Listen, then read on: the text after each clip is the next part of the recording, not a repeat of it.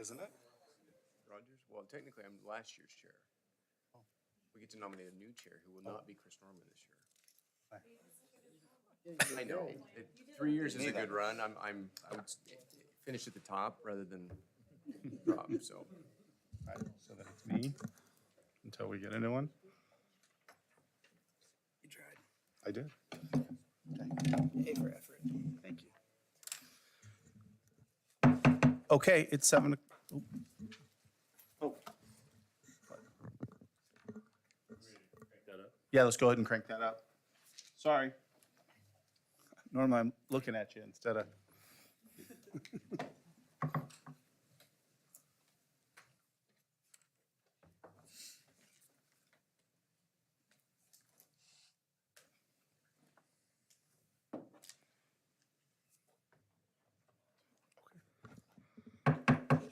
Okay, yep. All right, 7 o'clock. Let's go ahead and get started on the Budget Committee meeting. So call meeting to order.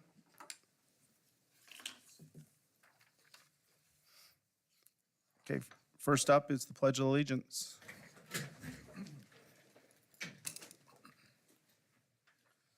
I pledge allegiance to the flag of the United States of America and to the republic for which it stands, one nation, under God, indivisible, with liberty and justice for all.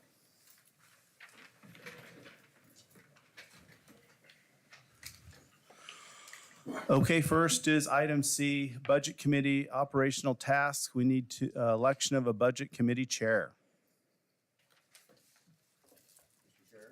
Yes. I would like to nominate Heather Carmichael for. All right, Budget Committee Heather chair. Carmichael. I would second the motion.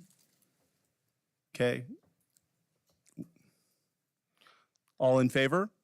But, Mr. Chair, yep. you might ask if she's willing to accept. If You know, Heather, I apologize for that.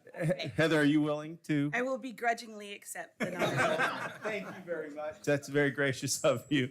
Any other nominations? We're good? Okay, all in favor? Aye. Aye. Any opposed? Pass the baton. There we go.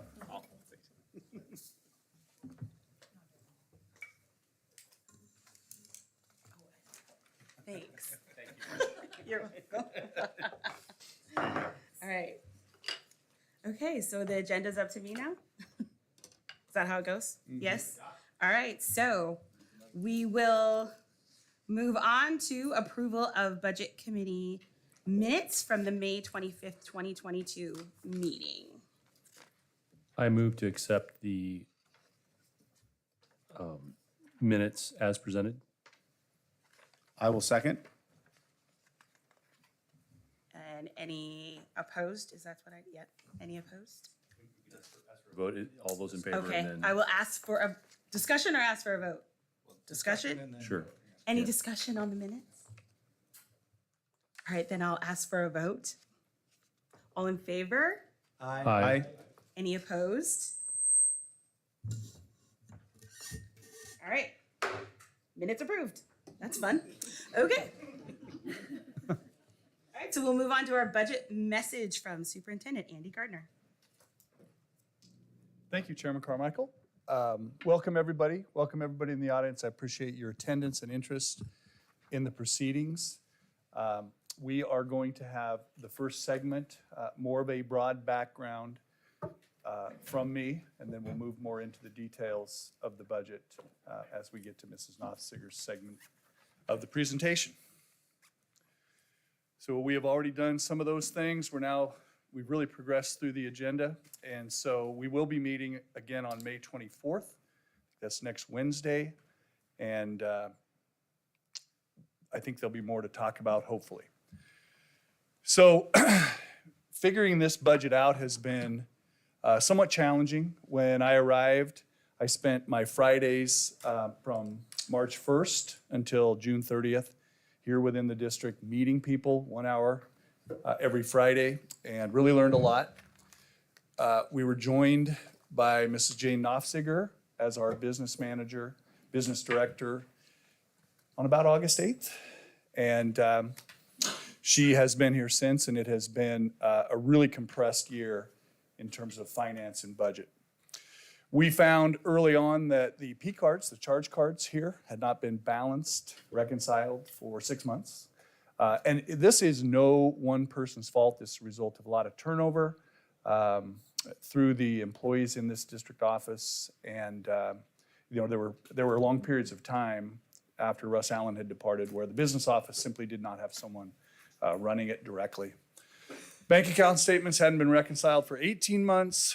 And the contractors from outside of the district had done our last 2 budgets. And you'll remember last year the Collies came down. She was a retiree from the Northwest ESD, and I believe Lance had worked as the business manager of the Umpqua, is it Umpqua County? No, not Umpqua County. Some some county in Southern Oregon, but he did have some experience. And so they kind of, as a retirement married couple, came down and did the budget here. We also found that there's a lack of clarity for using our expenditure accounts.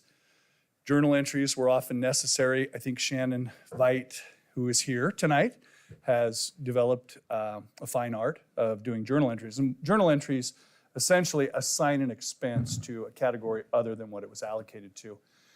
Because the budget was not done in detail, that had to be done regularly. That in itself, a journal entry would be a concern for an auditor. You should generally only have a few, but the circumstances had just created a situation where we were having to do a lot because the Collies meeting every week, asking for things to be figured out. Well, they had some people here, and so it became a rudimentary framework as opposed to a detailed budget.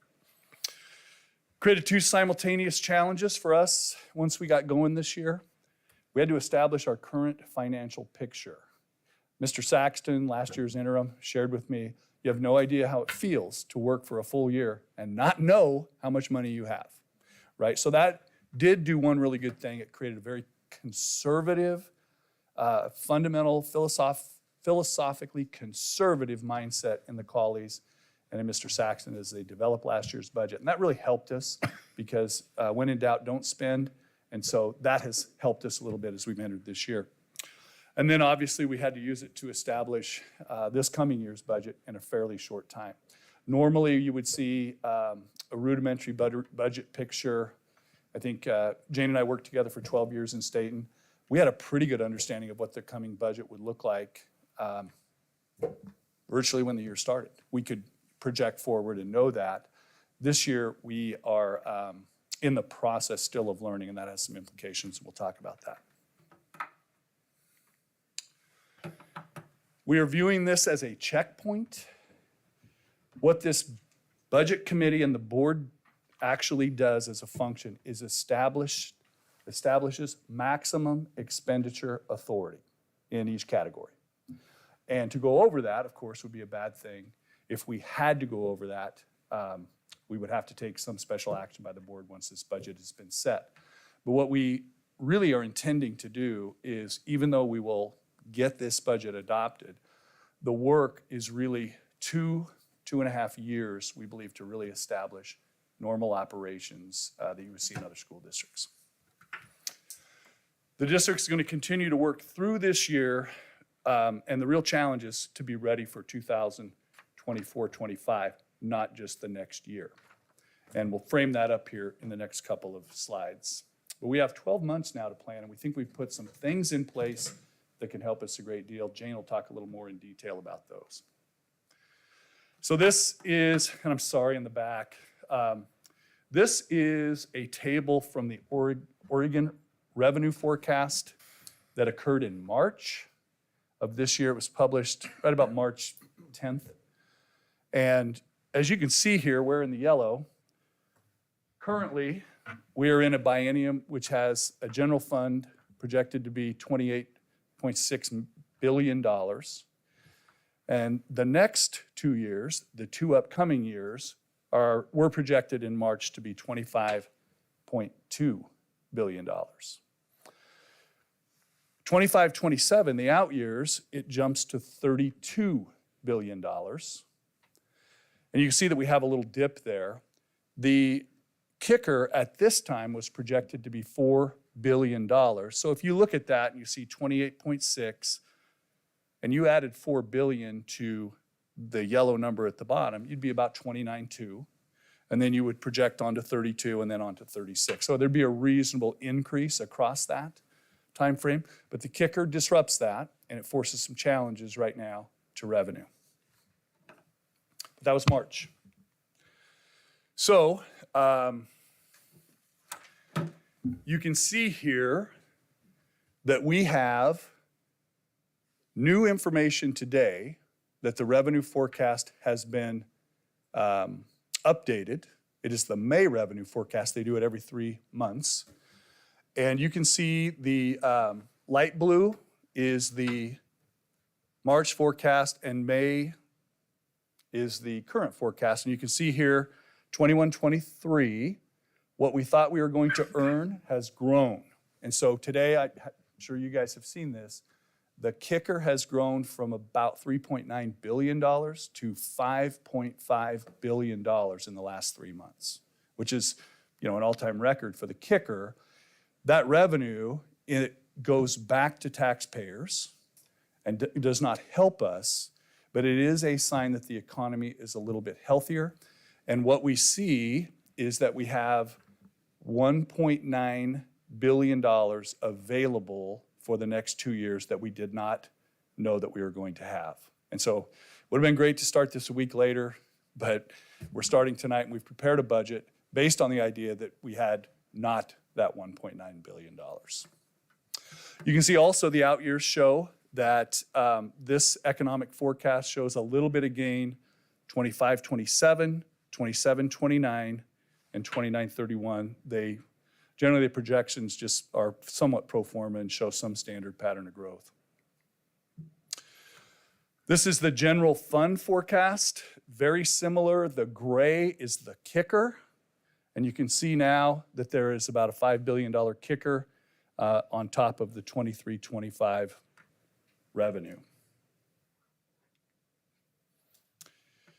This is the Consumer Price Index, and is a pretty important measure. I think it's important to us as we look at compensation for our staff. And you can see that between 2021 and 2023, we sustained a considerable surge in inflation. And that has a real impact on our employees, but it also has an impact on the budget. And interestingly, it is also partly responsible for the rapid rise in tax revenue, because as prices rise and more dollars are introduced into the system, wages rise, the income tax collects it all. And so we end up with an increased amount of tax revenue nominally, not in terms of what it can buy, because obviously everything you want to buy is going up as well. Inflation in 2021 and 22 have been widely outside of historical norms. For 20 years, we averaged about 2.5% inflation. So that led to us having very stable contracts with our employees, with generally the COLAs, the cost of living adjustments, being around 2.5%, sometimes 3, sometimes 2. But generally, when we were forming contracts over the last 15 or 20 years, there was a lot of stability in our assumptions, right? But our employees are paying more for gas, falls most heavily on our classified. Wages have significantly increased across every sector, and that puts us in a competitive standpoint with other jobs in the community. And I think we've worked with the classified on several specific headings of employees to try to deal with that. A primary focus is to make sure that our compensation is improved, which makes it a little challenging because we have the lower revenue at this time, but we have just experienced the inflation that we did. We're currently bargaining with classified staff on a new contract, and we'll have certified next year.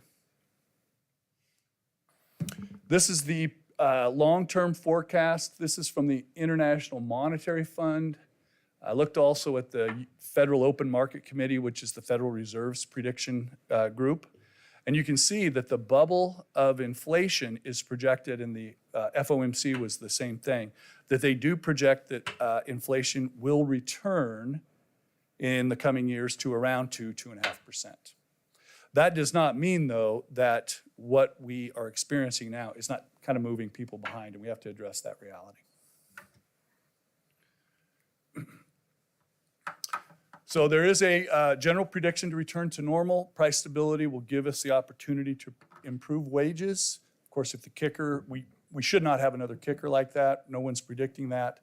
And we hope that that can create some less stress on our families and our workers. So as we began to look to put this budget together and we began to project out, we engaged our district leadership. I believe we started to frame the challenge up in February. In March, we came back and we asked them to fill out an online survey to put the priorities together. And then again in April, we had them take a look again at our priorities and then list those out. And we really had two main goals for this budget process. We wanted all district leaders to have an understanding of the challenges and work as one district to make adjustments, and that district leaders would understand changes in processes as they see how their school will relate to the rest of the district. So one of the comments I got last spring was, and I think it was Gretchen Carter, but there were several people who alluded to this. I think people had like 4 different times done a check of the number of employees on their employee sheets for their school, and they kept saying, hey, I'm correcting these errors, and it was just a difficult time. I think there was a lot of chaos around COVID, and so that was something we had to get a hold of. We had to have position control in the district. We also needed to take steps so that building administrators could see their budget, because we have great people. I think if they know their limit, they will understand that. But it was very difficult to get a system set up where they could see their budget. And so those are the kind of things that we are working to put into place. There it is. I don't think I updated this. This was the budget survey input from our administrators. There's about 55 different level of administrators in the room. And you can see that as we put all the different costs up, the leaders put a real priority on compensation for our employees. And they work with them every day in the buildings, and they began to, I think, have a real heart for this. 2 years ago, the district had been bargaining in the same year with both groups. The teachers and the classified, I believe, were in the same room together. They each had a separate contract. At that time, the district had reached agreement with them, and the certified had said, let's let the classified bargain as soon as possible. And so this year we are working on classified, and I think that's a really fair process, because it is, we have a lot of evidence that first, their income cannot absorb cost increases as easily as a certified or an administrator. And second, we saw that they were low in a few areas. But you can see that there was a strong preference that we work to help this. Curriculum did not receive as much. There were other things, increased custodial time. There was an effort in the buildings from the administrators. They understood that there were a few places where we just did not have enough custodial time. Language arts curriculum also did not receive high. And so this was generally what we saw from our leadership. I do want to talk a little bit about this. Input was taken from the leaders, but one of the challenges we had is it was really difficult to give them numbers and say, this is how much we need to cut. And the reason for that is it seemed like every third day, Mrs. Knopfziger would come in and say, hey, I'm learning more about this aspect of the budget, and this looks like it's going to cost us a little more, right? Or we have not figured out this aspect of the budget.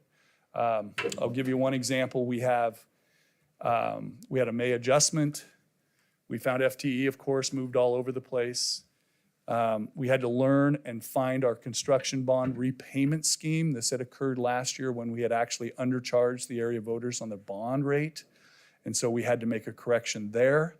We didn't have any paper, so we had to call the lady in Portland who had actually helped create the loan, find that, begin to figure out how it happened, what we were then called upon to do.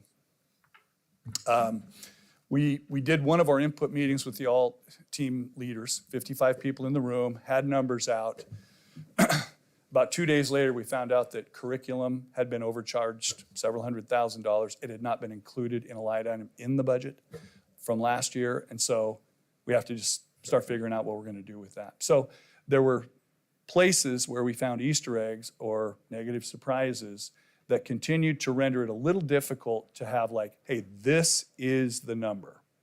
So I received some constructive and pointed criticism last night. How come you haven't put this out? This should have been out a month ago. So I was too scared to. As soon as I put something out, I had no idea that the next day we wouldn't find some new information that would force us to go, oh, wait, we got that wrong. We didn't understand this. We discovered this.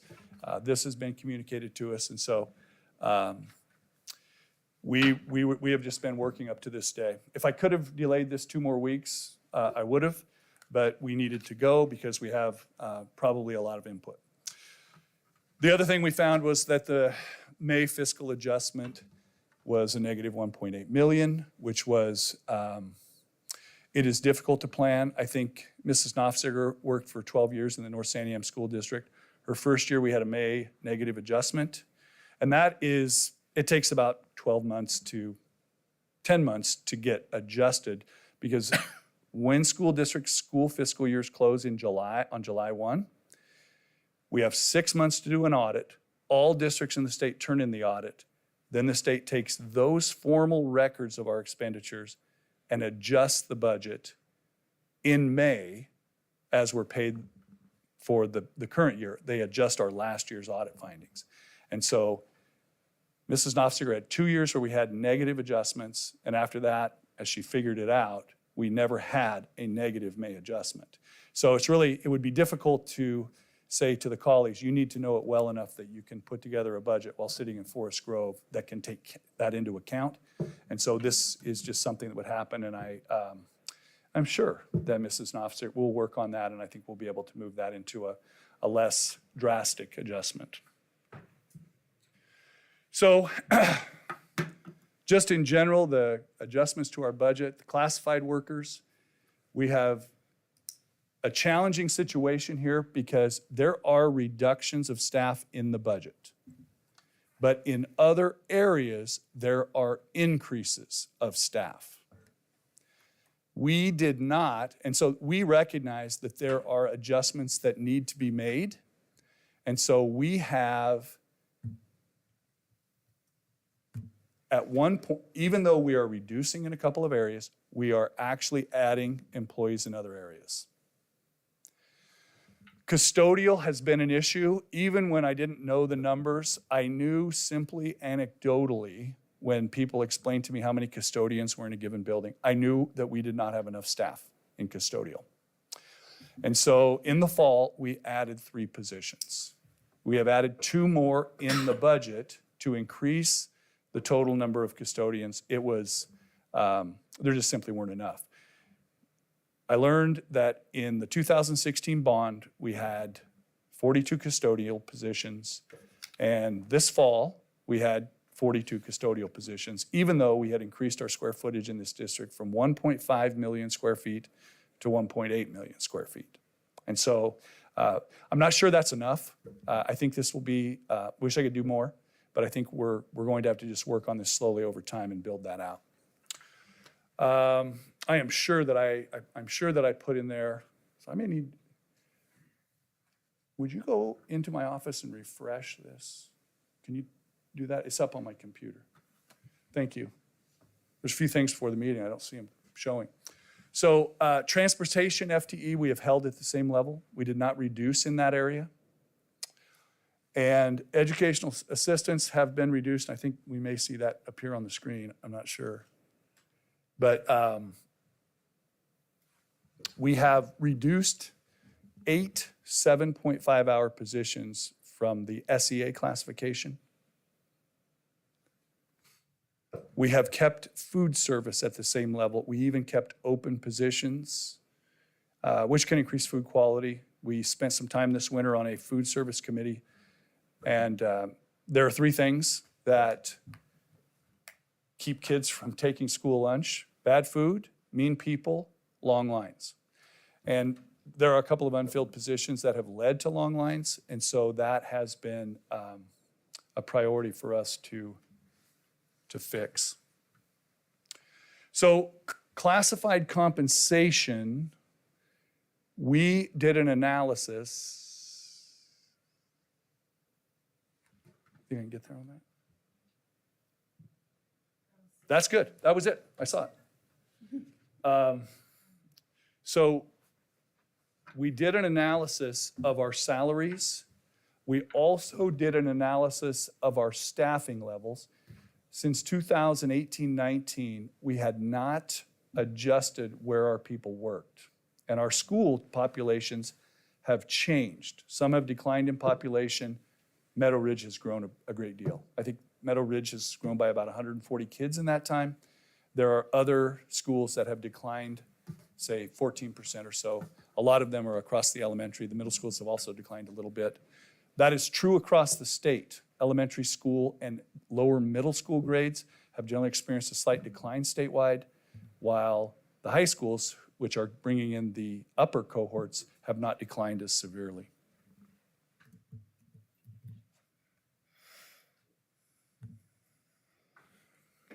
I'm gonna go back because I think there's nope, I think I'm good. Okay. So this is a graph year by year, not a graph, but a chart. You can see in the light blue above our student populations since 2019, 2020. We have declined in terms of the number of students all the way 21, 22. The actual was 85, 91. Is that ADMR? So that's ADMR. That's not the total number of students. If you have a student half day, it only counts as half a student. If a student is a senior in high school and only does 4 periods out of a 7 period, it's 4/7. And attendance also is factored into that. But if you measure the same, you can see that we have declined and we have not grown. Our staffing counts have climbed a little bit.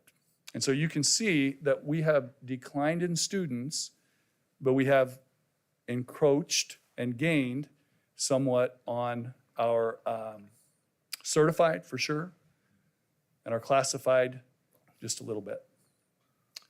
Our administrative has grown, but did come down just a little bit. Managerial has changed by 1 position. One of the things that happened there to jump that is there have been 2 major funds that have been introduced to school districts, and they hold a lot of our staff, which is responsible for some of that increase. One is the the SIA fund, which comes from our CAT tax, which has a lot of staff in that to accomplish some things that are asked for by that fund. They're a directed fund. We also have ballot measure 98, which was passed in 2016, and that is high school success, and it provides funds for 3 purposes: accelerated credit, CTE, career tech education, and dropout reduction. But this is the challenge, and it's kind of one of the big myths/truths in the district. I go to a lot of schools, and one of the things that is talked about, and sometimes the board will hear this at a meeting, we are crowded. And yet, we are down 350 kids. How so? Some of this is we have smaller class sizes, which is good for kids, but it does take away some of the room space in the building. But if you went to Salem Kaiser, you would see kindergartens in the range of 30, and we have kindergarten in the range of 18, 19, 20, which is good for kids. We are considering the strategic plan in the budget, moving forward with that, turning that into annual goals in the building. It had 3 major priorities: equitable outcomes for all students, social emotional supports, rigorous and engaging instruction. So right now we have maintained the EDI director position. We have added a recruiting position as we work to make sure that our workforce is reflective of the students in our buildings.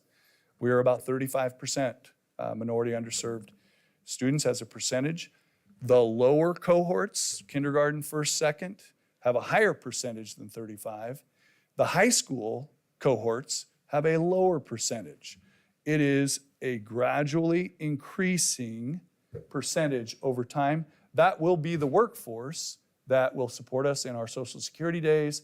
That will be the work that we have to do, is to bring that group of students into a broader environment, a more diverse environment, and they still need to be leaders of families, skilled workers, and participants in our democracy.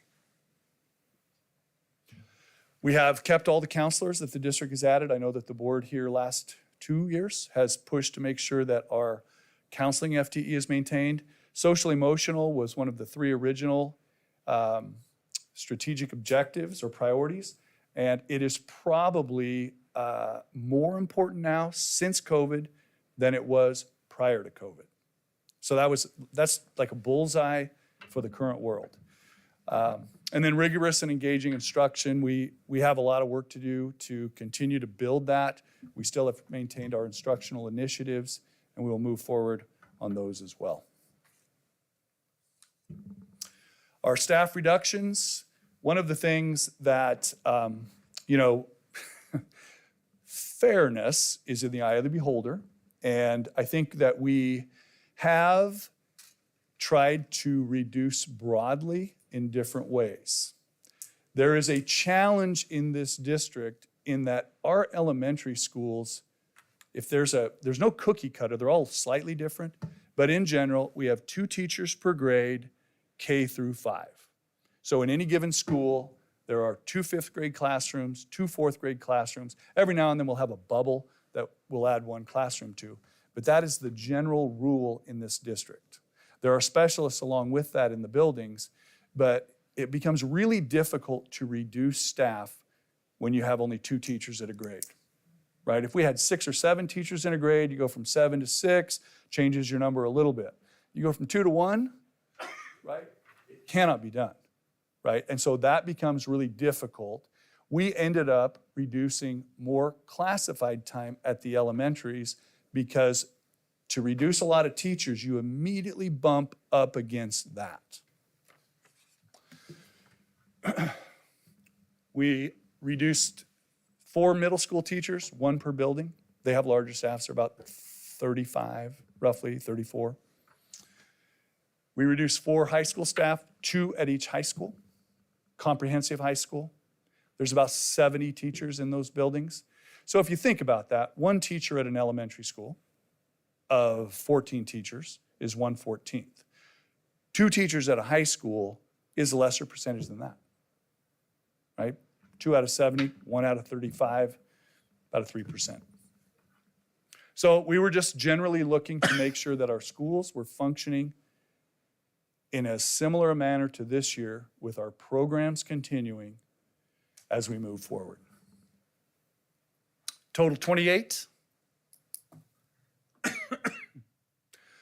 This is not in priority order, but when we are looking at the state possibly adding with the $1.9 billion that came in the news this morning, we do know that we have to put together some add backs and some priorities. We do not have all of these in order, but things that we are going to consider are technology, moving some of the positions from ESSER, where we have just a little bit left of that money.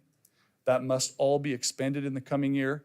We will use that kind of like the LEM in Apollo 13. We are going to have things in that can save us a little bit of money so that we can carry some money forward into 2024-25. We are looking to consider 2 custodians that are in there, 3 nurses, summer school, and of course our annual curriculum that we found that we had not funded. Very important. This will be what we are thinking about, and we would ask that you guys carry in your minds whatever we are going to do in this budget, whatever we might consider adding if the legislature takes action, that we think and you challenge us, how does this get us not through this year, but how does it get us through both years? We must be sustainable within this 2-year biennium. We must then bring as many programs intact as possible back to what we think will be a better number in 25, 26. That's the challenge, sustainability. So just a couple things before I turn this over to Jane. I do want to say that we are currently in bargaining with classified. We found that, let me go back. We analyzed salaries in this district in the fall for certified. Took a little bit longer with classified. We were able to look at those. We took 10 districts in the state that are similar to us in enrollment. So McMinnville was on the list, I believe Westland, Wilsonville, Springfield, 2 high school districts, very similar to us in total population. So they would have the same economies of scale. Their high schools are about the same size as ours, and we compared their salaries with ours. We found in our certified that our beginning scale teachers, first-year teachers, were paid about the 60th percentile to start out in our district. We found that our top teachers, our most senior teachers, were paid between the 25th and the 35th percentile. So our scale then is shorter in value, and to just give that a COLA and not try to adjust the scale would just reflect those inequities throughout. We found in our classified that our beginning salaries were at about the 70th percentile, that they were actually not bad when compared to the other districts in terms of where our employees start out. We compared to the average, there were variations. Some of our positions were underpaid more, there's kind of an average. We found that the top of our scale was paid 9% below the average. And so we feel like it is incumbent on us, even as we have reduced revenue, even as we're trying to add positions in some very specific places, that we would take steps to begin the work to adjust that. And so we've put together something, I think, I thought I had something in here, but I don't know where it went. But we are basically looking to take the steps that we have. There are 7 employee steps in the classified union contract. We are looking to add one, and we are looking to make each of those attainable within 1 year. So a person could advance through the steps in 8 years, 1 through 8, as opposed to the first 5 steps formerly have been, you get to the 5th step in 5 years. The 6th step, you have to stay on for 3 years. So your 6th, 7th, and 8th years would be on that step. And then the final step formerly has been years 9 to 15, which is a long time on one step, especially when that step is lower than the average. And so we are looking to correct that as well. So without further ado, I want to thank the people here on the right who have worked hard to develop this budget, name a couple other people that are not in the room. Mrs. Knopfziger has been the very first month that I became the superintendent in 2010, our business manager left, and this quiet lady came in and applied, and she seemed really nice and super quiet. I had no idea how intense and focused and professional she was, and we've really enjoyed the 12 years there. And of course, the first year here has been certainly new ground. It's been different, but I've really enjoyed her. Jane had worked formerly as the Lynn Benton Lincoln ESD business manager here in town. How many years were you in that position? 4. 4 years as the business manager here. Next to her is Dave Bolin, operations manager here. He was the assistant superintendent, did a wide variety of projects in Staten. Both of them are residents in this district, and so it wasn't that hard. I kind of thought they might come, but we're really glad to have them here. And I think there's a sense of fiscal control that they both bring that we can hope will begin to take hold in time. Heather Huzefska has done a great job this year working on all of our personnel. The challenging part here is to do the projections, to develop the seniority list, to handle a wide variety of needs associated with RIFs, with bargaining, and all of the things that are associated with dealing with the core of our district, which is our 1,300 people. Shannon Veit, our comptroller here, has spent, how many years have you been in this position? My second year in this position. Second year, but you've been in the district for 10 years. Has a lot of institutional memory here, remembers a lot of stories. And then Lindsay, our secretary for Jane, And she is not only the class confidential support for Jane, she also handles all of our travel. And that's something she did at Lynn County. Came pretty natural. So thank you guys for being here. Thanks for your work to do the bond, or to do the budget. I want to add also Stafford Boyd, our secondary director, and Sue Luther, our elementary director, have been really critical in running the ratios. I did not see it on one, but one of our issues has been, hey, why is Meadow Ridge so tough? And I know that Sue has seen, and even as we were reducing staff, Meadow Ridge was able to receive additional staff on the formula. You'll recall I said that we had not adjusted our staff since 2018-19. Meadow Ridge has grown by 140 students, and so a redistribution was a really important element in what we were going to do. So without further ado, I'll introduce Jane, and she can take us the rest of the way. Madam Chair, might we get an opportunity to ask questions, Mr. Superintendent? Or is there a format designated to do that at a different time? No, you can. I think questions now would be great. Madam Chair, might I? Go ahead. Thank you. So in that, we've struggled this year with bus drivers and bus routes, and the proposed budget doesn't increase the number of bus drivers. Do I have that right? Yeah, we did not increase the number of bus drivers. We think we could go a great way towards doing that if we can fill the positions we have. So we did not cut any positions. We have unfilled positions. So you have vacancies. Any idea about how many vacancies we have? 3. 3. So is the line that budgeted item come in at less than 100% I'm so sorry. expenditure? Say that again. I'm really sorry. It's a tough question. Will that line item in the budget, because you've got 3 vacancies, will the expenditure come in at less than 100%? Well, as we move forward, The vacancies are in the budget. if we fill them, it would be at 100%. And paid them for the full year. You're asking I'm calendar talking year about actual, this right? year. No, I'm talking this year. Calendar year If we've been 3 short, I see. whatever, on a percentage basis, we should not have spent that out at 100% by the time we're done. Then I that's how- agree with that. And that's how that's happening. Because as I look at the actuals, everything seemed to be at 100%. It's a mystery to me. There's many reasons.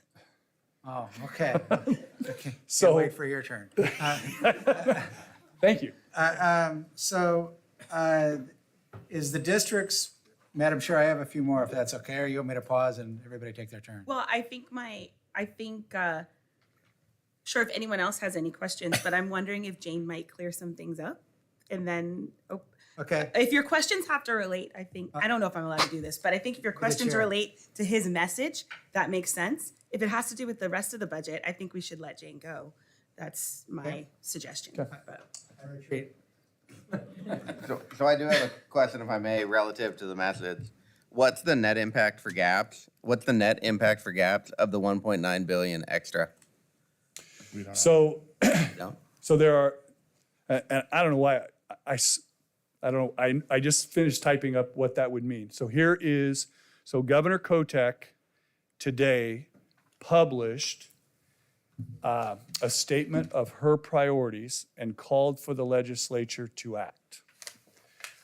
The Ways and Means, I believe, has they will be where the funding originates. Her priorities total up to $1 billion, roughly, of the 1.9 billion. In that $1 billion, there is an early literacy initiative for $120 million. That would equal approximately $890,000 a year to the district. If that alone passed, then that would change our budget per year, $890,000 or so. There is also talk that the state could increase the $9.9 billion funding level that currently exists, that we have built our budget on, up to, the campaign is to move that to $10.3 billion. That would be separate from the reading initiative. To go from 9.9 to 10 would give the district 730,000 per year approximately. So if it went from 9.9 to 10.1, it would be 1.46 million. If it went to 10.2, it would then be about 2.2 million in addition to the 800,000 in the reading initiative. So there is some chance that we will be back here and we will be having a discussion about allocation of those assets going forward. So it's about $730,000 a year. Could be zero. Could be zero. Okay. Yep. Got it. Thank you. Okay. I had one question as well, I'm sorry. On the budget survey forced ranking that you had earlier, I think forced ranking is a great way to identify priority. I'm just wondering how those 6 things were chosen to prioritize. That's a great question. We had, so I think that you could characterize this, those were like additional costs that were significant, like above $300,000 as a package. The curriculum was probably the great casualty against employees and against fiscal raises. Those were the remaining things outside of the budget that we didn't have to do. So for example, we knew that we had a contract with this classified that we had to carry some money for. We also know that we have a contract with the certified that had specific increase amounts. Because we knew we had to do those, but we did not include those. These were the other priorities that there was flexibility around that were roughly 300,000 or more per package. Okay, all right, thank you. Any other questions? To follow up, thank you, Madam Chair. The curriculum, you mentioned that was one of the I guess, areas of additional investment. Where are we with current curriculum? Are there any areas where we're out of, I don't know, more than 3 years behind on our curriculum? Any areas that we're in danger of being out of compliance with? So it is not uncommon, particularly in recessions, for districts to go out of cycle. But I believe we are largely current. We last year adopted K-8 language arts. High school language arts was postponed. And the work was done to select the new curriculum this year. In addition, this year, and Stacy Lee did just a fabulous job of taking the groups through this. This year we selected as well math. And the state has ended up in a situation where our 3 most expensive curriculum occur 3 years in a row. Language arts is like a very expensive curriculum. K-12, all classrooms do it. Mathematics, same thing, K-12. Science comes on a little slower, but is the 3rd most expensive. That's next year. And so we find ourselves in a position where right now we are looking as an add back the possibility of going K-8 math, something like that, so that we can continue to move forward and get measures. It is, so when I got here, one of the things that was said to me a lot, we had construction projects going and they were in the ESSER funds. And we had curriculum adoption processes going and they were in the ESSER funds. And I could see them on a spreadsheet, what we planned to have them cost. And the first meeting that I got here in July, I looked at a budget for one of the construction costs. I think a project that had started at about 6.6 million showed us 7.6, and I thought, uh-oh. And of course, the curriculum came in accelerated as well. And I think inflation hurt that. Construction costs have been 20% year by year over the last 2 years. And so those changed and severely limited what we were able to accomplish out of the ESSER funds. And we did not have any general fund money set aside for those. Thank you. Anyone? I have a question. Do we know why enrollment has dropped? That's a great question. I will speak to what the state believes broadly across the state, that in general, we see that it has occurred a little more at the elementary grades, but that will begin to reflect through, and we do see that our middle school enrollment has dropped as the kids matriculate forward. The state sees 3 general buckets for those kids. The first would be parents who placed their kids online during COVID and found convenience, and it just fit their lives better. A second is there are parents who have checked out. Not all of them have. You're supposed to, if you homeschool, you register with your ESD, but they know that there are a lot of kids who are not enrolled at the ESD as formal homeschool children and are not attending our schools. And then finally, private school enrollment has increased. And so it's generally those three. I think that it's probably worthy of our time in the coming year to identify and think about engaging with parents about what their rationale is. Heather, my understanding, and tell me if I'm wrong, Andy, our numbers are less so that have left than like more cities, larger places. I don't know exactly why that is. It could be due to more availability of private schools, or I don't know. Yeah, we know that in Portland, where there's a lot of availability, their numbers have been at greater rate than we see here. Anyone else? Okay, we'll move on. Okay. Introducing Jane Knopfsiger.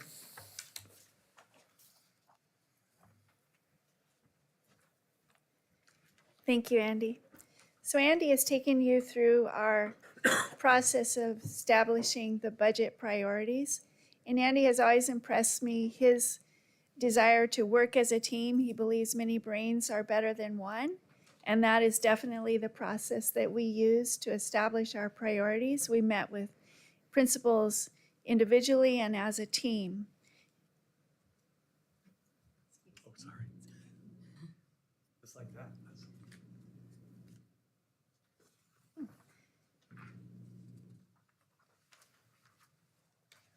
Seems like I'm missing a slide, but I wanted to talk to you a little bit about our financial plan. And we used a ratio. We worked with Sue and Stafford, and we wanted to have a ratio with our students decreasing and our staff increasing. We know we needed to redistribute the ratio, and Heather and Stafford and Sue and I met with principals, and we looked at not just student count, but also a weighted student count that took into account special ed and ELL. And so as we made those cuts, we looked at all of those components. And so the budget that resulted is a result of that work and those priorities. And also a big priority was to keep in mind the goals of the district and the board. So we wanted to make sure that students recovering from learning loss and that we kept the supports for that. And we wanted to maintain and improve our facilities and school safety. We actually established the beginning of a reserve for facilities so that we have a transfer in the budget from the general fund for $300,000 this year and in the 23-24 year that will support facility projects. And Dave Bullen has already started working on that and utilizing those funds. We also created a reserve for technology this year, and we will add to that as a component of the budget next year so that we can begin to build capital funds that will support the goals of the district for facilities and technology. So those are all part of the goals that we established in our budget. And I'm not sure what happened with our PowerPoint, but I'll catch up with it.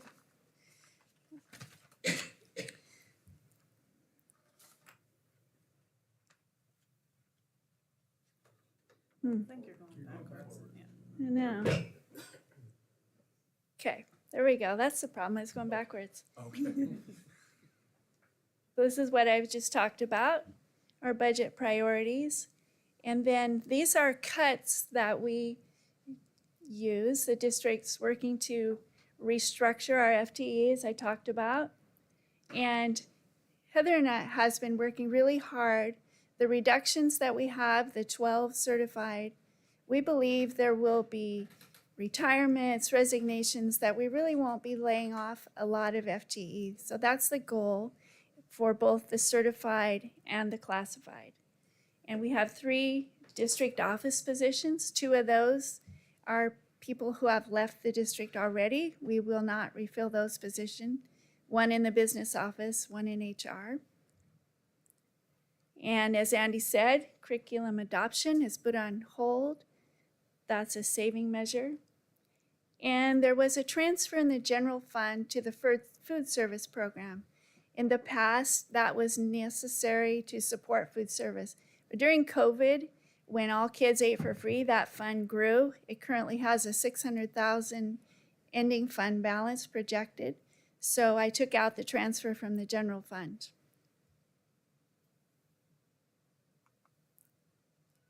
And these are adds back in. The budget is built with a $15 million beginning fund balance. That's what I believe we will end this year with. And it sounds like we're putting it all in, but the budget is also built with the goal of ending 23-24 at 12 million. I believe we will need that to bring us forward into 24-25.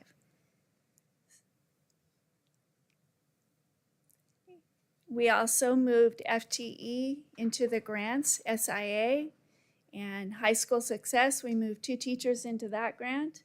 All of those helped reduce the FTE in the general fund. ESSER 3, the 2 custodial positions we added are in ESSER 3. And later on, I'll show you the plan for ESSER 3. And we have 3 nurses positions in ESSER. We added 3 PE teachers. Those are elementary level. It's 2 purposes: to increase the PE minutes for elementary students and to help our teachers cover prep time. We have a contractual obligation for those prep time minutes, and having PE will help us meet that goal.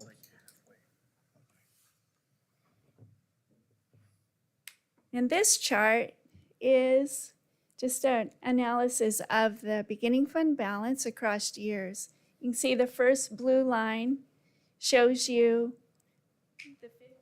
the 15.6 million for 23-24, and then the projected 12.5 for 24-25. That's the top blue line. And the bottom blue line shows you where I believe our total revenue will be. This year's budget, a general fund, is 125 million. And then 24-25 only increases with the current funding that we know of by 2 million. So that's not a lot. The next slide, I will show you what happens with that. This slide, the focus is the green column, 24-25 ending fund balance. So I just projected salary and benefit increases are 5 million. We will need to move out of ESSER because in 24-25 it will be fully expended. All of the FTE in ESSER, which totals 1.6 million. So that total of almost 10 million against the $2 million increase in resources shows that we will have to be very planful going forward for 24-25. And I don't show you that just to show you a funding cliff, but I show you that because that's the way we have worked. We want to know what we're looking at. We want to be planful. And also, Andy and I have seen over the years, usually it's worst case scenario at the beginning. State funding changes. Andy spoke about May adjustment. If that is positive, funding increases, we will reduce that difference, that 8 million difference.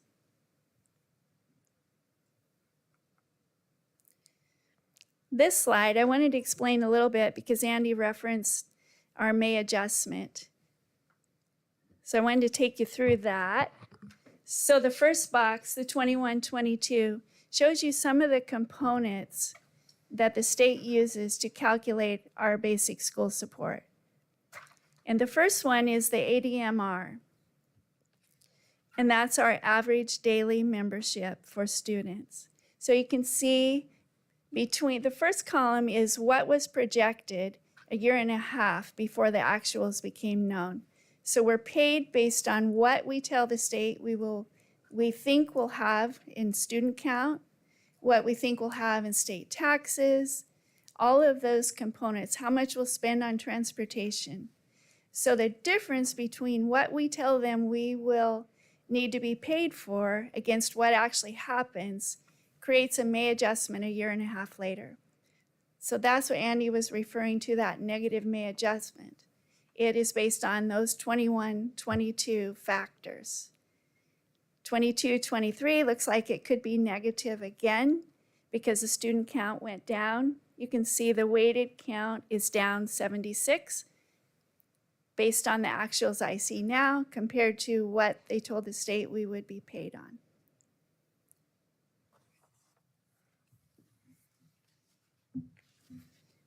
This slide is reflective of what the state refers to as maintenance of effort on our special education expenditures. We are required every year with general fund dollars to maintain the same level expenditures on special education. And so that's not hard to do as costs increase. You can see for 22-23 is projected to increase about $1 million, and 23-24 it will increase about $1.6 million. And those increases are due to salary and benefit costs, but also we currently have ESSER IDEA or ESSER special education grants. The FTE from those grants are being moved across those 2 years into the general fund.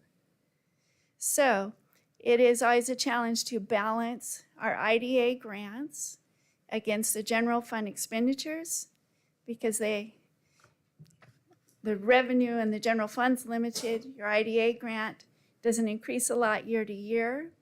And what we're seeing, what we hear from Krista, is that the needs are increasing. And so the staff needs requirements increase. So that's that challenge. And this grant, I learned a lot putting this grant together. It is our bus lease program. So the first line shows you our total lease cost across the years. And then we are reimbursed at 70% through the state basic school support transportation grant. And you can see that that reimbursement is not 70%. That's because there is depreciation of parking lot included. There's some other factors included in that reimbursement. And also the reimbursement's always on the prior year. And then we have a general fund transfer to support the bus lease program. So you can see the total revenue and the fund is maintaining. Cindy said that every year they try to lease another 5 buses and then they sell the ones that are taken out of service. And so the debt service that we pay on the leases really remains flat. Like this year, 22-23, we paid off a lease. It cost us $150,000 to pay that lease off. Next year, we will be leasing 5 more buses, and it'll probably be, $160,000. So that program is allowing us to sustain our bus fleet and keep renewing it.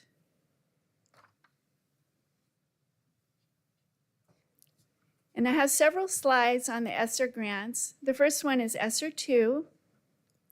That grant is $7 million. It's fully expended, fully claimed.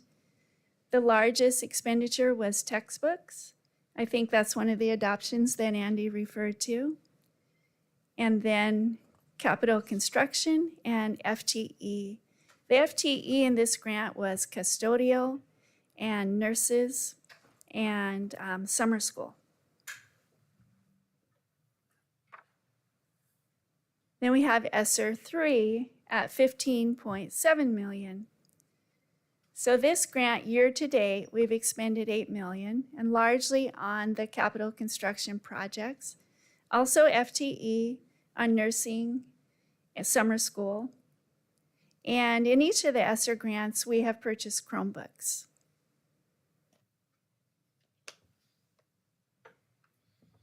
And this is the plan for the balance of the ESSER funds that is in the proposed budget.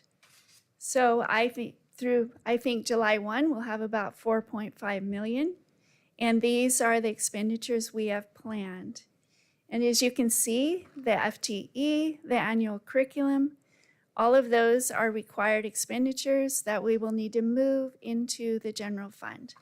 We use the dollars to be sustainable, and that just is. It's part of that $10 million that we'll need to fix. And I wanted to review with you the capital construction projects.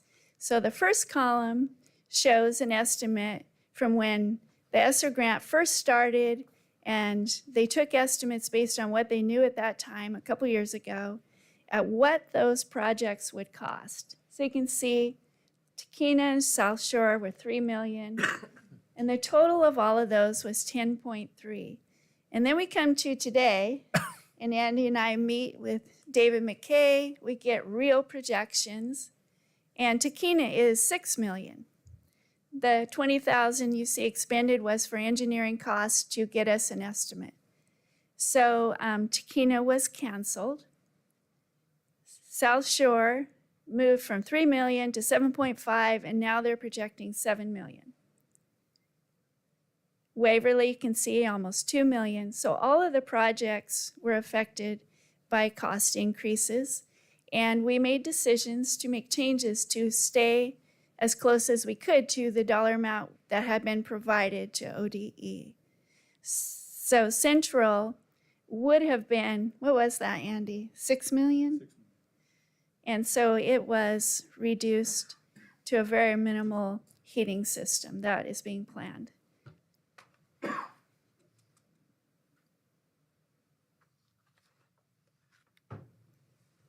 And then the SIA grant. As Andy said, we have a lot of FTE in this grant. And I'm hoping that the CAT tax revenues also increased. We saw that in the revenue projection today, so maybe they'll increase this grant also. But it supports a lot of our social and emotional work for our students. We have a behavior cadre team, which is our classified staff. We have our instructional coaches, which work with our, what they call red zone students, our severe behavior students. They provide support to our teachers. Our behavior deans provide classroom management supports. When we met with our principals, we heard that these three groups were very important right now to our teachers and to our principals. And Tangent Preschool staff is part of SIA. 2 of the 3 PE teachers we added were put into SIA. The equity director position is in SIA. And we have contracts to support teacher training. Middle school sports and clubs is in SIA. And then mental health supports and homeless student supports. And then lastly, this is a fund I added to the budget this year. It's an internal services fund to support our unemployment costs. Currently, we are self-insured. If we have unemployment costs, they have just been coming out of the general fund. And so this fund will charge 0.001 against all salary expenditures, and it will collect roughly $105,000, and we'll build a reserve that we can use to prevent the general fund from incurring unemployment costs. And that is to you. Let's open the floor for questions.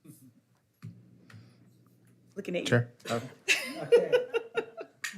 Madam Chair, thank you for the opportunity. So I guess first an easy one, I hope. Doesn't the STA grant revenue for us automatically move up as that revenue fund increases at the state level? SIA. Yeah. I know that it is dispersed on a very strict formula. Some go to statewide programs. A large portion of that does go to school districts. I did not know that there was an accelerator. I thought that whatever was brought in, that there was an allocation through a formula, but it was not guaranteed to go up. Well, but it did, right? They announced that revenue grew as Oh, well. I'm sorry, yes. Yeah, They could they take that did. action. Yeah. But they didn't, I mean, we don't know yet if that means any action this year or if it will be something for next year. Okay, I thought it was an easy question. I'll let others, and then I've got more I'll come back to. I've got one. Okay. Thank you, Heather. Could you explain what's in the column for debt service funds?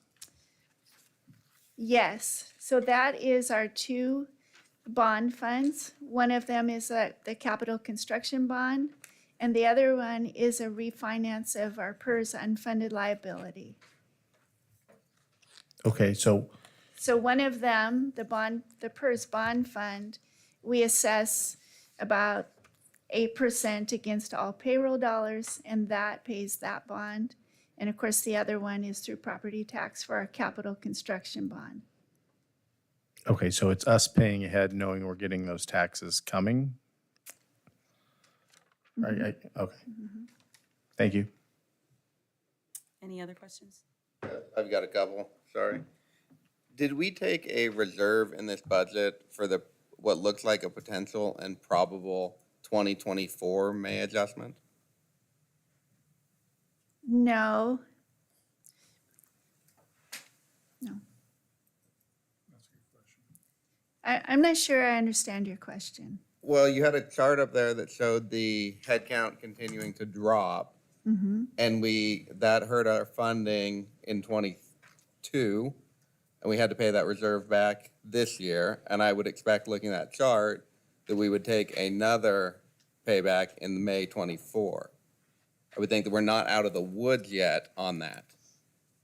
And I just wonder if it's to the tune of 1.8 million again, which would be like, I mean, it's substantial relative to the budget. So what I did to kind of curb against that is we have high cost disability reimbursement. I projected that extremely low to compensate for what I thought could be a negative May adjustment. So it's my hope that we're kind of break even. The other thing, Grant, you could kind of see that we're using what starts as a $15 million ending fund balance. It goes down to, so we're spending that down across and yet still arriving at the policy 8% ending fund balance as a reserve. We would have that as a consideration for new monies that would come. What might we reserve as well out of that money so that we make sure that we are equalized across both years? Okay. Chris, you had a question? Going back to, I think, one of the slides that Superintendent Gardner had around the enrollment, it looks like enrollment's gone down. You talked about some of the statewide reasons why that's happening. Do we have any sense of longer-term projections? I know the committee has seen in the past like 5- and 10-year enrollment projections. I don't know if we have those updated since the pandemic, or if you can speak to that. So last year, Mr. Saxton hired a company that has spun off. Portland State has done the population projections for years and years. And I think that they have just been overwhelmed. So there are 2 or 3 private companies of their former employees that do that work. And so they came down and did a projection, which are based on live births, 6 years. So you kind of have a number of births within this district. There's a capture rate that is examined. So out of every 100 births, do you capture and get 93 of them coming into the elementary schools, and then assuming a roll-up of the other cohorts. And so last year, this year's budget was set with that showing a 100 student increase across the district. Mr. Saxton included funding for 50 of those in last year's budget. We, however, did not increase 50. We actually dropped a net 100, I believe, from that total. And so I think the great question is, what has happened? Because we have a population forecast that shows an increasing population in the city and in our schools, and yet we are seeing a decline. And I think that's an essential question that we have to dig into and learn. Any other questions? Okay, so one is what percentage of our, so we have some FTE that we can't fill, right? What, do we know what percentage of our FTE come from within the district or within the county? How many people are relocating to come in? When you say FTE, are you talking student full-time enrollment or full-time employees? Employees. Okay. I could not tell you where our employees are driving from every day. I mean, when we hire them, so like some of you came from outside the district, right? Some people are already living here. I'm questioning, are we recruiting? Are we trying to find people outside? Do we have enough people internally, or are we having them move into the district?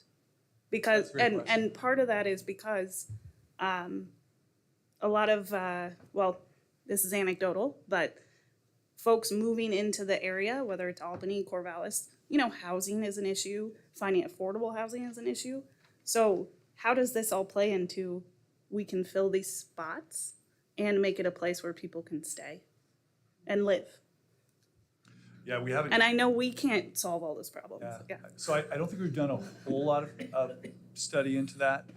I think that there has been a growing shortage, for example, in special education teachers. I think we're really close to critical, but not just in this district, in a lot of districts.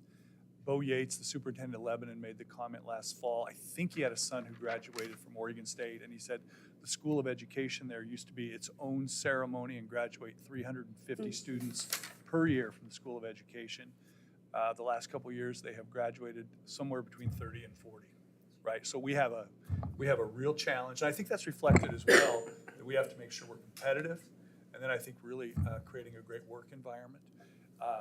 We do, relative to Corvallis, have a more affordable housing opportunity here for our employees. They are in a declining enrollment, severely, a very real declining enrollment, not just kids staying out, because people cannot find homes in that district. And I think they laid off, they're about 2/3 the size of us, and I think they laid off 43 people this year. And their cohorts in the early grades are significantly smaller because people can't find homes there. So, but I think that happens here too, for sure. Other Go ahead. Do you have another question? Yeah, I do, but. Go ahead. All right.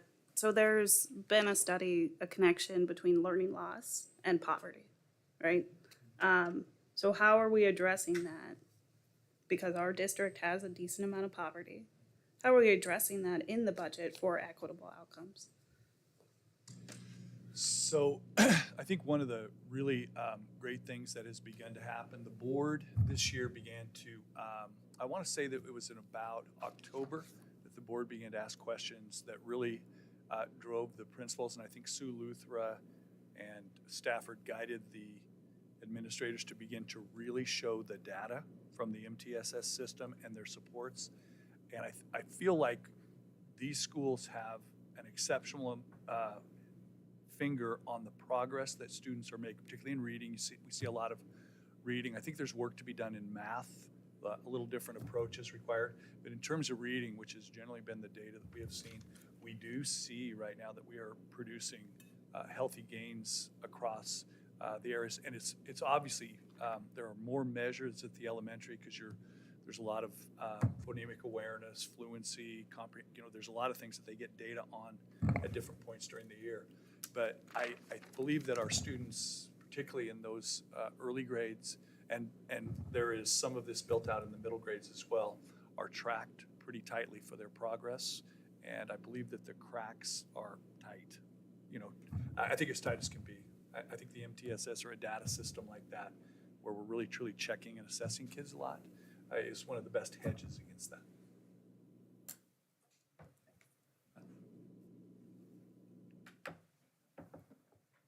Go ahead. So I was encouraged by the conversation around the pay scales and looking at some of the other districts that are comparable to us. And I guess this is kind of an HR question, I'm happy to take this one back too, but I wasn't sure for the classified staff. I know that that's where the majority of what the increases that we're proposing, if I understood that slide correctly. I'm wondering what's happening now. Are we able to retain classified staff? What's been the turnover in that? How at risk are we if we can't get this thing through fast enough? Because obviously, this is not, started last week. This isn't going on for a while. So I wasn't sure what the turnover's been for classified, if that's consistent to other districts or not. Heather, do you want to talk about that? In terms of consistency to other districts, I just don't know enough about the others to say. People are leaving, we're losing people to other positions, some higher paying positions. We're currently in negotiations with our classified association bargaining to address that. We do need to look at increasing our rate of pay, and Andy has been a part of that conversation, and not just a one time, but how are we building it? How are we building a system to increase it over the several years and get to those higher years that we've talked about?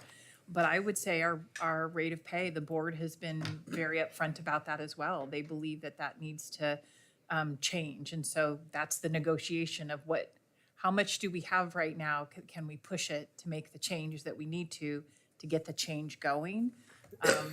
And it's related, are we hiring people from within our area, people moving? We do have some people who move into our area, but I think in general, it's hard for people to move there. It's an expensive thing to do. And then if you're moving for positions that may not help that move, that makes it even harder. I don't have a number other than I think it is important that we really do focus some financial input into the classified, into the certified, licensed as well. But right now in the negotiations, smack in the middle of those conversations, yeah. Yeah, and the reason I was looking for a percentage is that if we were seeing, a 20% turnover rate and the districts around us that are comparable are seeing a 5%, that would be an indication like, okay, we're losing them to other districts or other reasons, so. I think other districts are losing as well. I think everybody is. I just wouldn't know comparatively to say. I'll jump in there because one of the things that we see, we're competing on wage with classified against all positions in Albany for which they qualify. So we do compare with other districts because they face some of the same structural challenges we do. But working with the maintenance folks who are skilled, and those jobs are available elsewhere in town. And Val, who was kind of the lead of that group, brought me the pay scale for ATI and what a similar job would look like. And it's daunting, right? And I think that some of the guys were really clear, hey, we like working here, and we understand there's a retirement that's not factored always into the wage. But it is challenging because ATI did not lose $4 billion in a kicker, and had, their revenue is their revenue, and they can adjust wages as they move forward. So we are needing to take these steps and do the best we can, though, even in this time, to do that. And I think it's been hopeful that we at least have clearly declared an intent to work on this, and that we will continue to do it. We are going to add an 8th step this year. I spoke about how it was 7, and now we have just a straight 8. And next year we will move to a 9th step, which will give those people another move on a step as well as a COLA. Thank you. Madam Chair, follow-up? So to that end, if you can tell me without it disrupting negotiations or anything else, there's a 2-part increase in compensation, at least for people. One is the COLA they would get, and the other is you're adjusting the steps up, right? Between the two of those, what's the range of that number that's in this budget? Go ahead. So the Well, COLA plus the step. I think So your employees want to know. So I can tell you that in the budget that every classified gets a minimum of 5%. And the upper are? The upper is 8. Okay, thank you. And then the last one for me, I promise, would be the budget increase due to the revenue forecast, whatever we get, as well as the CAT tax increase, hopefully, not in this budget. What would be the process of when you would add it to this budget?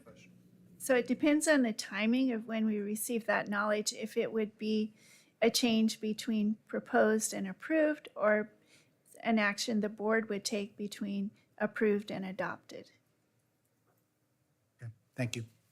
And I just want to add to that, what Jane is talking about in terms of that range are the conceptual ideas.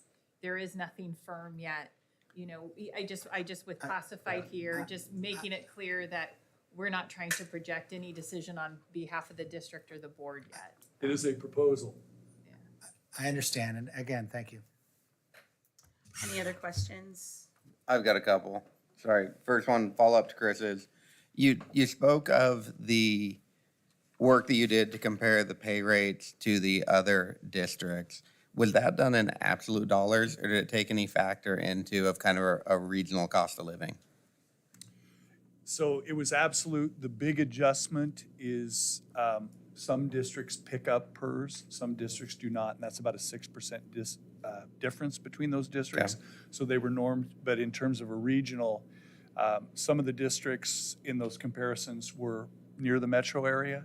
Some were further out. Springfield is just outside of Eugene.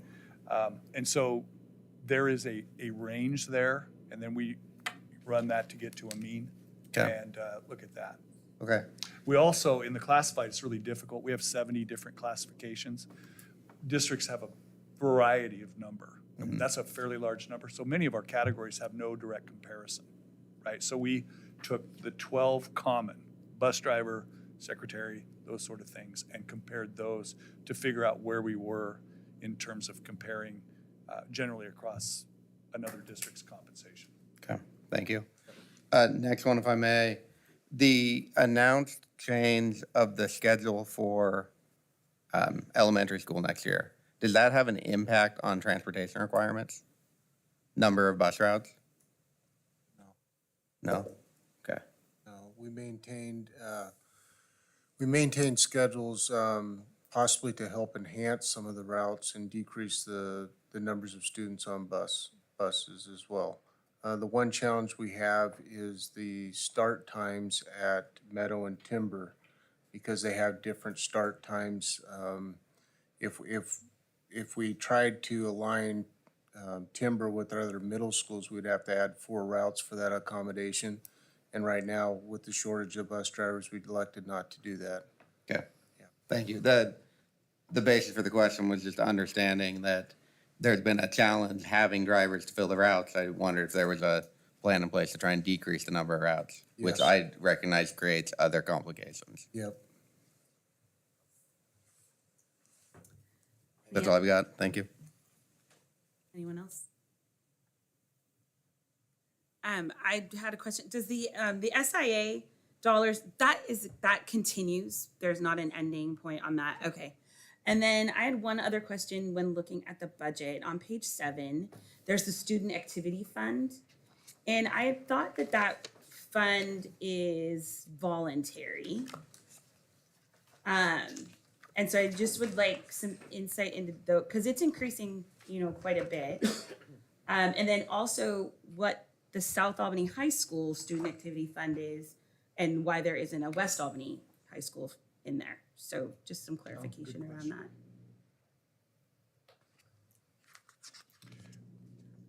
So the South Albany High School Student Activity Fund, that's actually a negative from a prior debt in that fund Okay. that was moved out of the Student Activity Fund.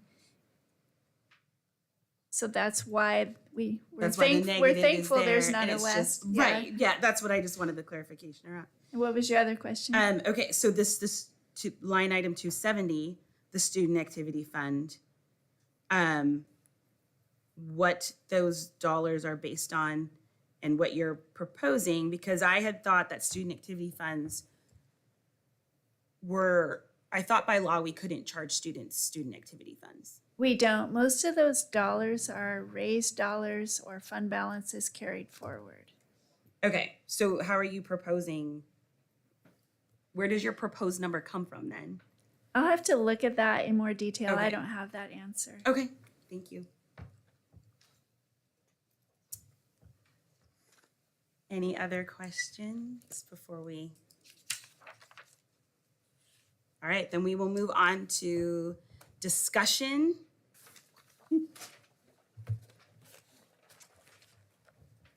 Yes, Mr. Nyquist? So the proposed budget is, in essence, a $3 million deficit spend, if I have my math right. Is that right? Yes. Simple math, big numbers. And I'm not comfortable with that proposition. I don't, spending it down and you see what it does over 2 years.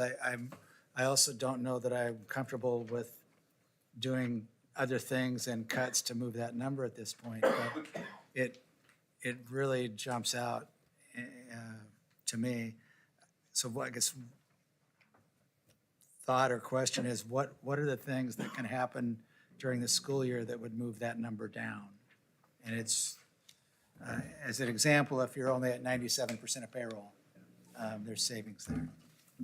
So the first thing I would say, and I spoke to Grant a little bit, I think that would definitely cause us to be thoughtful with what we would do with additional revenue. You adopted a budget last year, which I believe proposed a $10 million ending fund balance for this year.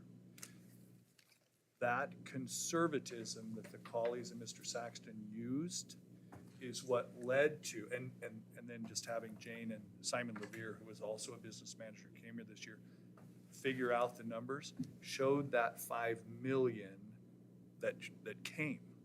And so the idea is that we would spend some of that down. I believe we could say, Roger, that 26, when this biennium is over, and there isn't a $5.5 billion kicker, that we could see a regular revenue rate at that point. And so to spend some of this down is essentially to use money that you did not understand this district had last year, which is above the revenue, or above the ending fund balance. It is a challenge. If we were going to say we want to be net neutral there, then we're going to have to go find some cuts. I mean, there are some ways that I believe we can perform better. Roger raised the question in the middle of the year. Why are we at 99 or 100% of our payroll? Payroll spend when we have vacancies. We have some vacancies, and why is that? And there are, I think, tighter controls on personnel. I think we have a couple of holes in our processes that have allowed people to allow a lot of overtime paid without really controlling that. I think that there are just different ways that we can perform better against the budget. Also, Roger, there were FTE that we found that were not budgeted.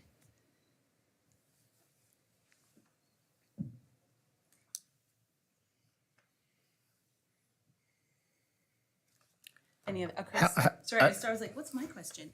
That's a budget question. Pay attention to all of you. I can't pay attention to my question. Chris, and then Chair Morris. So related to that, I think one of the things we've talked about here is the ending fund balance. And in years past, we've always talked about sort of what's the right number to have. I think somewhere in this committee, last year, maybe the year before, we talked about a policy around that. I don't know if that ever got moved forward. No, it's 8%, which is 8%. about 10 million. Okay, so right now we have above that, I mean, I think to Roger's point, we're spending $3 million of that ending fund balance, but are we still gonna be at 10, or I think 15 was in the slide, but I'm not sure where it is in the budget. Yeah, Jane can tell. The plan is to end at 12 and the following year to end at 10. Okay, so we're well within our policy of 10 million then. Okay. So I guess to answer your question, I would advocate that we do that because of this unique funding and budget cycle, because I'm already concerned about both the increases that we need to make and then some of the reductions that we're having to make.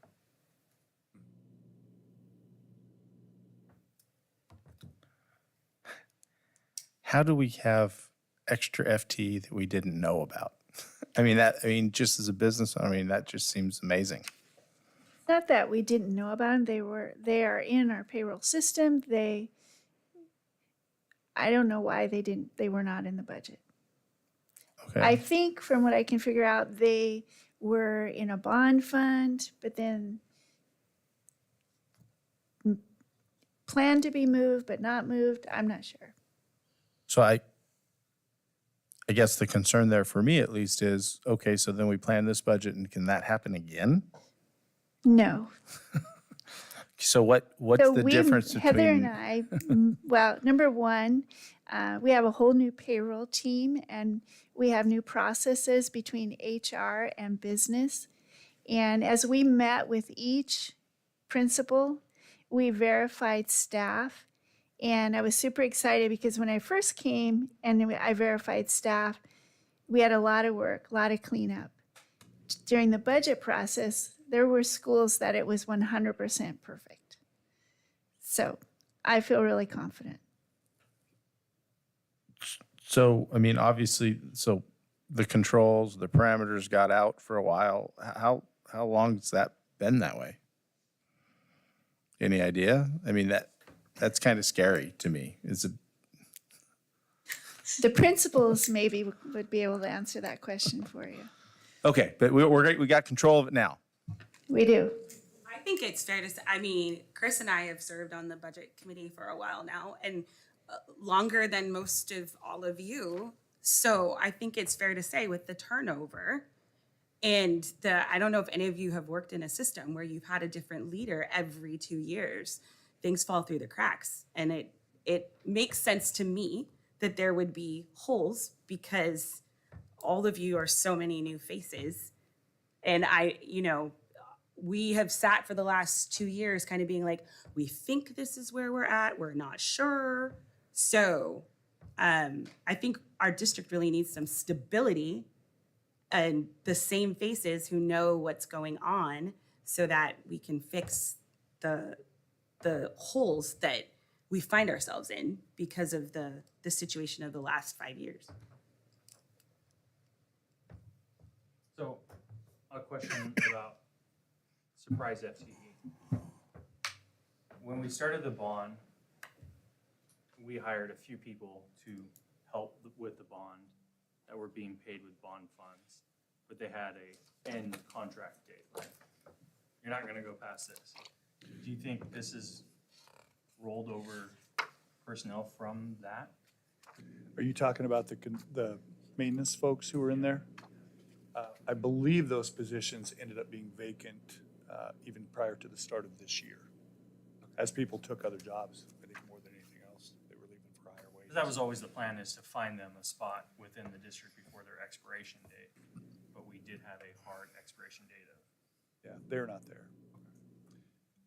An example of what we're discussing here, when the year began, we saw 36 custodians in the budget.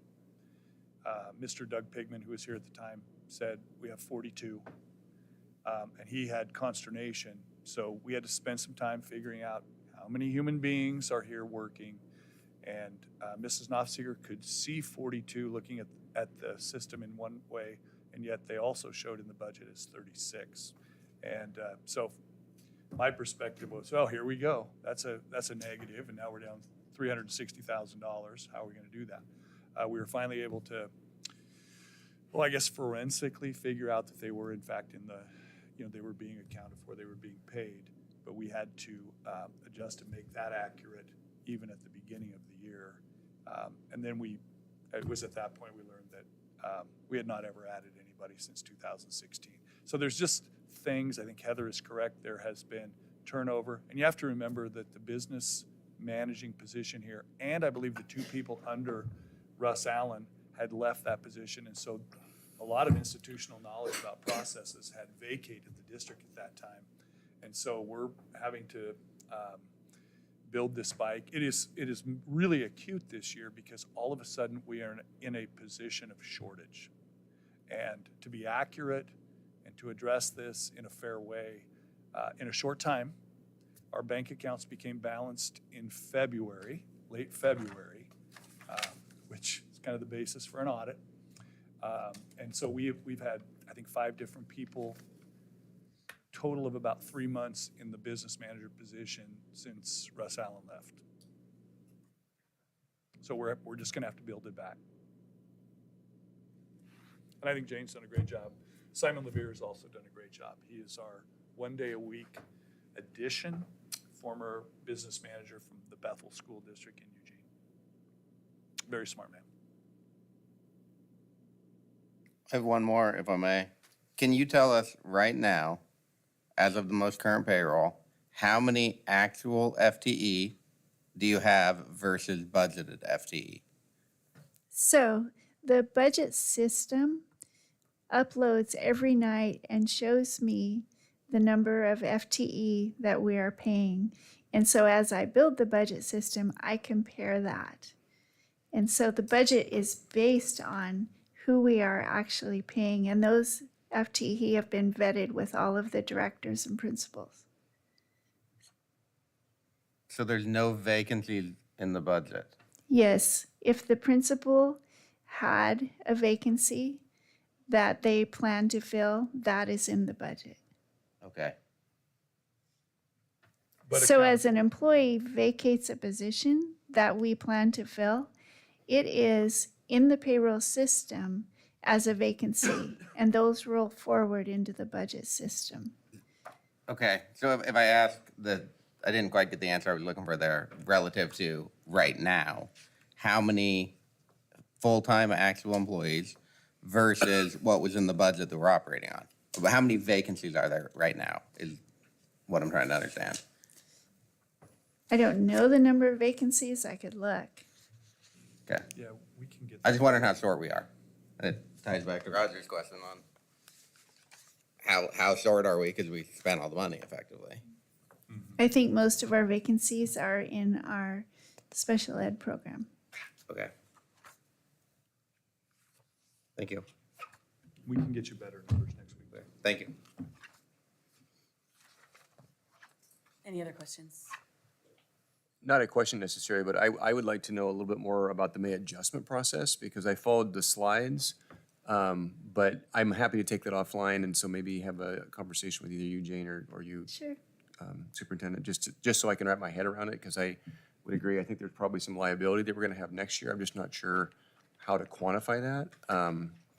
And I think that's much longer than a 5-minute answer, so. It is very complex. Okay. Even what other school districts project and then ultimately balance to actuals can affect our district. And then the state balances their fund. So they have a $20 million reserve at the end of the biennium that gets redistributed. So there are many, many pieces. Some we can control, some we don't know. Okay. Thank you. Anyone else? I guess just a procedural question then, if we're done with the other kind. As we dive into the budget over the next week, I assume you probably want to see our questions beforehand to prepare. So how should we submit those, and is there a time frame we should do that in? So we'll send those to Jane, and what we'll do is, I think this worked well last year. Lindsay was saying, we will send an email out, and just, if you look at these and you have questions, if we could send them in, and I think we'll ask to get them by Monday if we can, so that we have a little bit of time to develop an answer. I think we can build some more presentation to answer, for example, the May adjustment question, really take that into more detail.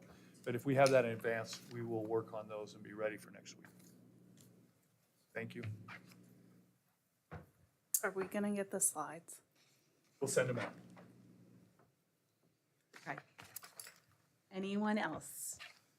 All right. Is there anything else I'm supposed to do other than adjourn? That's it. Okay, then meeting adjourned. Thanks, Madam Chair.